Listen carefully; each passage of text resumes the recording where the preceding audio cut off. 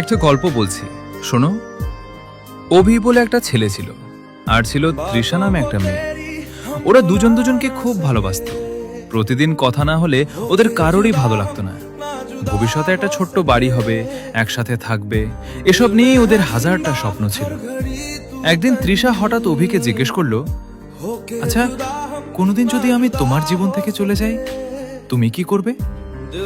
অভি হেসে বলেছিল, তুমি চলে গেলে আমি বেঁচে থাকবো ঠিকই, কিন্তু আর আগের মতো বাঁচতে পারবো না।